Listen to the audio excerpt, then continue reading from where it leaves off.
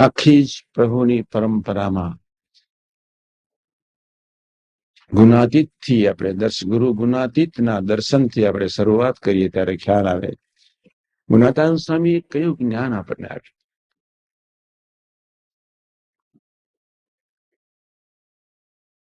સેવા અને સંબંધ યોગ, સેવા અને સુહૃદ ભાવ એટલે જ સંબંધ યોગ.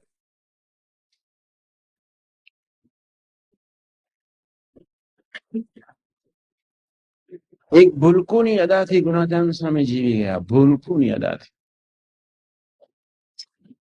એક પ્રસંગ નથી, સેંકડો પ્રસંગો છે.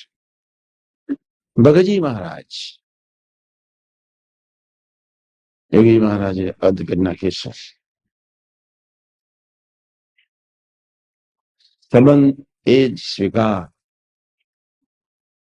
સ્વધર્મ અને સુહૃદ ભાવ એ અંતિમ લક્ષ્ય, અને બાપાને સંપૂર્ણ અધિકાર આપી દીધો.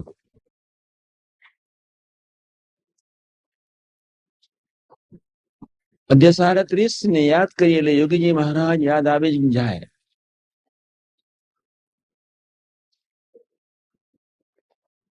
રમણભાઈ ભગત નારિયેળી નીચે ઉભા રહીને જયારે વિજ્ઞાન સ્વામીની સહજ વાત બોલ્યા એટલે એકદમ પાસે બોલાવીને કહી દીધું, વિજ્ઞાન સ્વામીજી મને મધ્યનું 10:30 વતના સિદ્ધ ન કરાવ્યું હોત તો હું સુખી ન થયો હોત. મારા ગુરુએ મને વતના સિદ્ધ કરાવ્યું. અમને 3 વખત કહ્યું છે, જુદી જુદી ઠેકાને. હું સુખ્યો થઈ ગયો.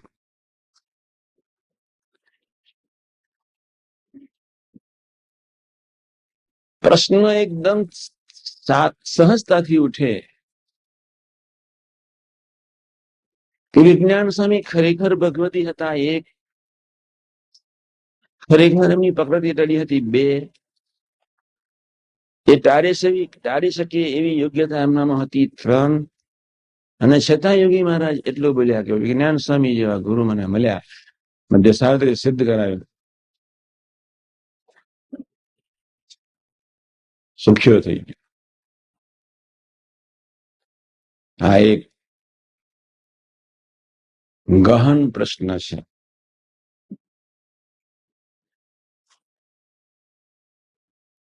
નહીં જેવા સામાન્ય પ્રસંગ બને, આ તો મોટી વાત છે, છતાંય આપણે સિદ્ધ કરવું છે. ખાનદાન દીકરાની લૌકિક રીતે સંસાર કે સમાજમાં એટલી એની જવાબદારી છે જ કે માના એ દિલને ન દુખવે. એ ખાનદાની 1960 પહેલા હતી.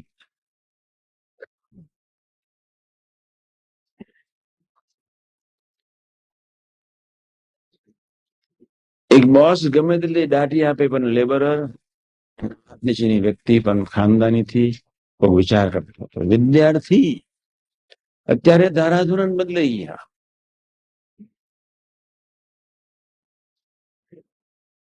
સંસ્કૃતિ અને સંસ્કારની આત્માઓ પર છાયાઓ જ ખાલી રહી, ચંચળતા વધી. સ્કૂલ ટીચર આજે કોઈને દાટી ના આપી શકે, મારી ના શકે, 2 શબ્દ ન કહી શકે. અમારા જમાનામાં તો વિદ્યાર્થી વ્યવસ્થિત રીતે સરળતાથી સ્વીકારતા હતા. હું જયારે ભણતો હતો ત્યારે એક સીધી વાત છે કે જ્ઞાન પ્રાપ્ત કરવું હોય તો વ્યવહારિક રીતે ખોવાઈ જવું પડે છે, ખાલી થઈ જવું પડે છે. કાં તમે ખોવાઈ જાઓ અને કાં તમે ખાલી થઈ જાઓ. એટલા જ માટે મધ્ય 37 છે. ધીમે ધીમે જેમ જેમ પાત્રતા વધતી જાય તેમ તેમ મોટા પુરુષ અને આજ્ઞાઓ આપતા જાય. 1, ટોકતા જાય. 2, સૂચનો કરતા જાય. 3, ગરમ થતા જાય. 4, તિરસ્કાર કરતા જાય. 5. એ પાછળનો હેતુ એક જ છે, ખુલ્લા થાવ, ખુલ્લા રહો, ખોવાયેલા રહો. એની પાછળનો હેતુ એ છે તમારા આત્મા ઉપર વિવિધ પ્રકારના સાત્વિકતાના, સમજણના, માનવતાના, સત્યોના, હેત, દયા, માયાપતિની લાગણીઓના અનંત પ્રકારના થર છે.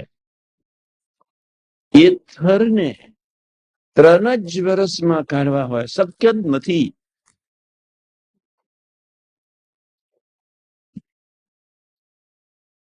એસી વર્ષ કોઈ સંજોગોમાં સાધુ ન રાખી શકે, પણ શિષ્યોની મોહબ્બત,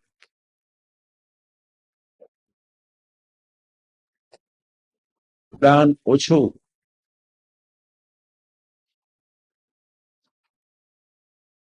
ધારણ કરવું,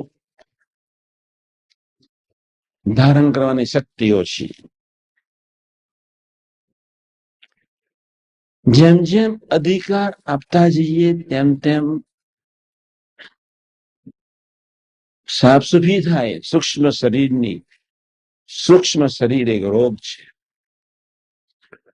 સૂક્ષ્મ શરીર એ માયાની ભયંકર ગંદકીનું એક ઘર છે. સૂક્ષ્મ શરીર એ અનંતકાળના સંસ્કારોને ભેગું કરનારું એક મ્યુઝિયમ છે. સૂક્ષ્મ શરીરનું એ ચિત્ત આપણા કરોડો જન્મના કોમ્પ્યુટરાઇઝ ચિત્તના સંસ્કારને કોમ્પ્યુટરાઇઝ કરવા જઈએ તો બ્રહ્માંડ નાનું પડે. શબ્દો બરોબર વિચાર છે. એટલો કચરો અહીંયા છે.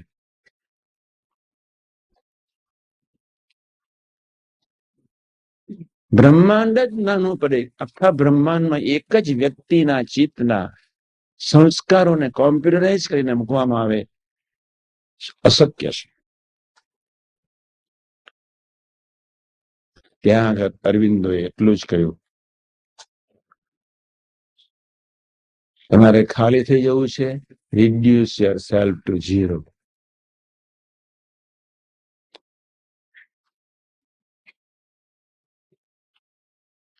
શરણાગતિ જેમ જેમ વધતી જશે, મોર યુ સરેન્ડર ધ લોર્ડ, જેમ જેમ શરણાગતિ વધતી જશે. અર્જુનને ભગવાન કિશને એટલું જ કહ્યું, સર્વધર્માન. ભક્તિ યોગના રહસ્ય સમજાયા, જ્ઞાન યોગના રહસ્ય સમજાયા, કર્મયોગના રહસ્ય સમજાવ્યા. એના દિમાગમાં એ વાત ન બેઠી. ભગવાન ઉદાસ થયા. યથા ઈચ્છસી તથા કુરુ. ભગવાને પછી ધીમે ધીમે ફરી કેસ, હે અર્જુન, તારી સરળતા ખરેખર હોય તો લક્ષ્મી છે, વિજય છે, આંતરિક સમૃદ્ધિ છે, આંતરિક સુખ છે. સર્વ ધર્માન પરિત્યજ્ય. કયો ધર્મ? પંચવર્તમાન નહીં.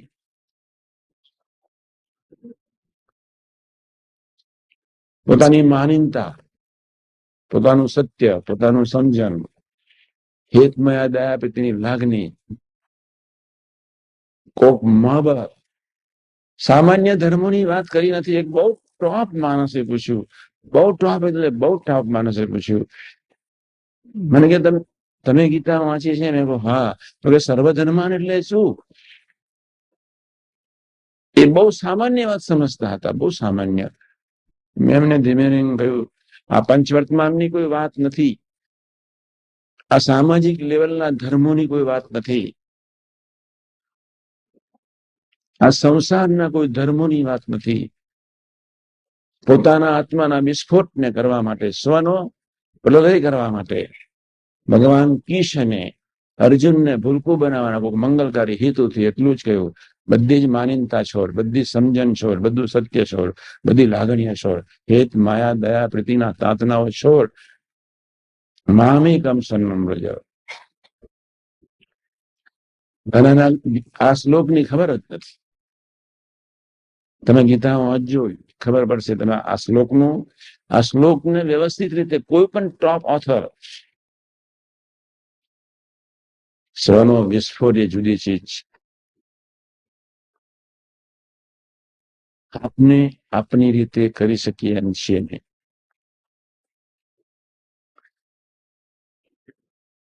અને આપણને ઉતાવળ છે. પ્રશ્ન આટલો છે બસ.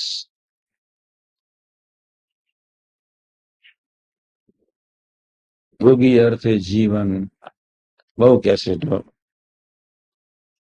પ્રભુ તારા શરને રાખજે, તારા અર્થે શું ન થાય, બધી ઘણી વાતો સાંભળી. મારો જીવન આનંદ તો બ્રહ્માનંદ તો બધું બધું બધું જ આપ ટળ્યા ને બધું નથી ગાતા નિરંજન સ્વામી બધા જ દાસ સ્વામી સરસ બનાવ્યું. સ્થિર થવાનું છે ત્યાં સ્વાધ્યાય ને ભજન મસ્ત.